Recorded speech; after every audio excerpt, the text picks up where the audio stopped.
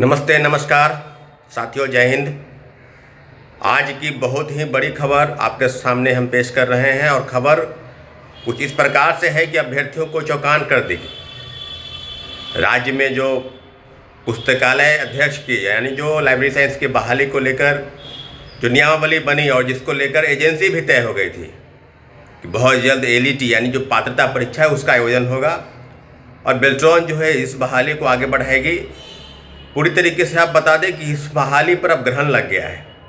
साथियों, आज एक अखबार ने इस खबर को प्रमुखता से छापा है कि जो बीपीएससी द्वारा मार्गदर्शिका दी गई थी और जिस पर यह तय हुआ था कि 4500 के आसपास 4500 से 5500 पद की बहाली को लेकर एलईटी के आयोजन जो पात्रता परीक्षा है उसको कराया जाए, तो इस पर कहीं ना कहीं यह विराम लगा है।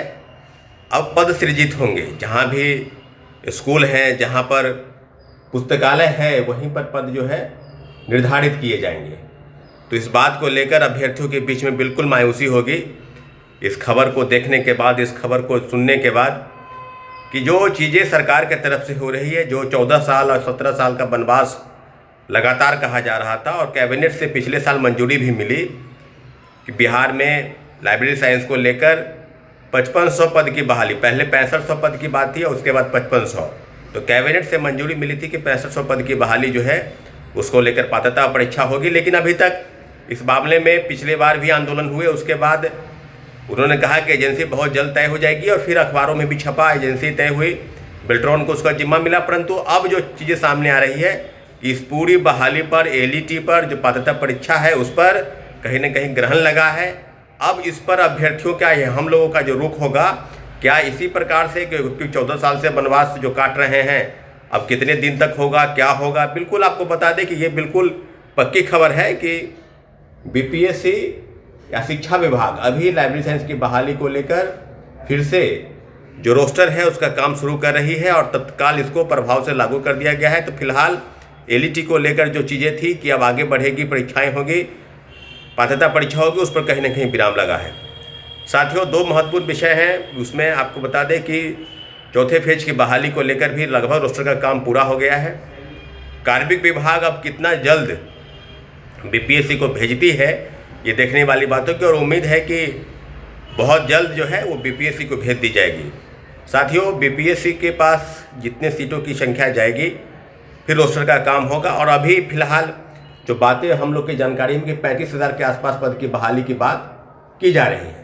साथियों, इसको लेकर आपको बता दें कि 21 तारीख के बाद एक बैठक आयोजित होगी और बैठक जो होगी वो बैठक इस बात को लेकर होगी कि बीपीएससी द्वारा आयोजित चौथे फेज की बहाली पर 35,000 पद के अभ्यर्थियों को स्वीकार है, या अगर अभ्यर्थियों की डिमांड सरकार द्वारा खुद घोषणा कर रखी थी कि 1,20,000 पद की बहाली हम करेंगे, उस पर आगे बढ़ेंगे। इन सारे विषयों पर बातचीत होगी और निश्चित ही आप समझिए कि उसके बाद सरस्वती पूजा है, फिर 26 जनवरी है। तो उम्मीद कीजिए कि 26 जनवरी के पहले, 23 तारीख के बाद 26 जनवरी के पहले उम्मीद है कि बैठक होगी और चौथे फेज की बहाली पर जो भी ग्रीवांसेस दिए जा रहे हैं, जिस पर लगातार सरकार बात कर रही है कि हम रोस्टर का काम पूरा कर चुके हैं, विज्ञापन जो है उसको लेकर सब चीज़ पर कार्मिक विभाग फाइल वापस लौटा दी है। तो सारी चीज़ें अब हो रही है कि बिल्कुल आगे बढ़ रही है। बीपीएससी के पास जैसे ही जाएगी तो 10 से 15 दिन के अंदर जो है वो विज्ञापन का काम जो है होगा।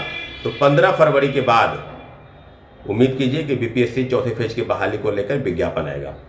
साथियों, हमने आपको पहले बताया था कि एसटीटी को लेकर कई ऐसे अभ्यर्थी हैं जो लगातार बिहार विद्यालय परीक्षा समिति जा रहे हैं, आवेदन दे रहे हैं। मुझे लगता है कि कोई ऐसा दिन नहीं है 5 जनवरी के बाद जो लगातार आवेदन की संख्या बढ़ रही है। अभी तक बीएसईबी ने कोई भी फैसला नहीं किया है कि अभ्यर्थियों की ग्रीवांसेस को कैसे देखा जाए।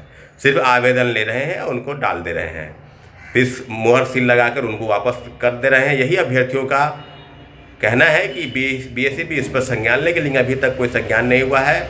सामान्यीकरण और गलत उत्तर बताए जाने को लेकर कोई भी जो कदम है बीएसईबी की तरफ से नहीं उठाया जा रहा है। तो हम लोगों ने आपको कहा कि कोर्ट में याचिका दायर की तैयारी है, तो उसके लिए भी आपको जो आवेदन है, हम लोग के पास काफ़ी संख्या में आवेदन आए हैं। आपसे भी आग्रह है कि अगर आप चाहते हैं तो आवेदन लेकर पटना आए और कॉल करके मिल लें। साथियों, कम्युनिटी पोस्ट में पूरी जानकारी आपको दी जाएगी। क्या क्या आवेदन आप जानते हैं कि एसटीटी के संदर्भ में एडमिट कार्ड, आधार कार्ड, यही सब लेकर जो है आवेदन जो है आपको लेकर आना है। साथियों, पूरी जानकारी है लाइब्रेरी साइंस को लेकर। और बड़ी बहाली जो है, अगर 35,000 ही पद आते हैं तो फिर क्या अभ्यर्थी उस पर स्वीकार करेंगे, ये देखने वाली बात है। अभ्यर्थियों का स्पष्ट मानना है और हम लोग का भी मानना है कि TRE 4 में कम से कम 1 लाख पद की बहाली हो। अगर बहाली 1 लाख पद के आसपास मांग करेंगे तभी वो 65,000 70,000 के आसपास आएगी, क्योंकि डोमिसाइल नीति लागू है, बिहार के अभ्यर्थियों को फ़ायदा होने वाला है। और एक बात आप समझ लीजिए कि बहाली अंतिम बहाली होगी। इसके बाद जो बहाली होगी वो नाम मात्र की बहाली होगी। TRE 5 जिसकी बात शिक्षा विभाग, शिक्षा मंत्री कर रहे हैं, तो वो बहाली कब होगी, 28 में होगी, 2029 में होगी, ये कोई नहीं जानता है। साथियों, बहुत ही विडंबना है कि इस प्रदेश में कि जब हम लोग प्रोटेस्ट करते हैं तो सारी चीज़ें सामने आ जाती है। लाइब्रेरी साइंस की बहाली को लेकर भी, LET के आयोजन को लेकर, लेकिन अब उस पर भी विराम लग गया है। कंप्यूटर बहाली जिसकी चर्चा 26,000 पद की थी, उसका कोई अभी तक अता पता नहीं है। साथियों, TRE 4 को लेकर जो बैठक होगी उसमें कंप्यूटर साइंस और शारीरिक शिक्षक, इन दोनों विषय को लेकर भी बैठक तय है। उस पर जिस दिन बैठक होगी दोनों विषय के अभ्यर्थी, भारी संख्या में अभ्यर्थी जमा होंगे और अपने अपने डिमांड को लेकर सरकार तक जाएंगे। साथियों, जो भी अपडेट होगा आपको बताया जाएगा, लेकिन आज बड़ी खबर है, बुरी खबर है LET को लेकर कि उस पर कहीं ना कहीं ग्रहण लग गया है। साथियों, बहुत बहुत धन्यवाद।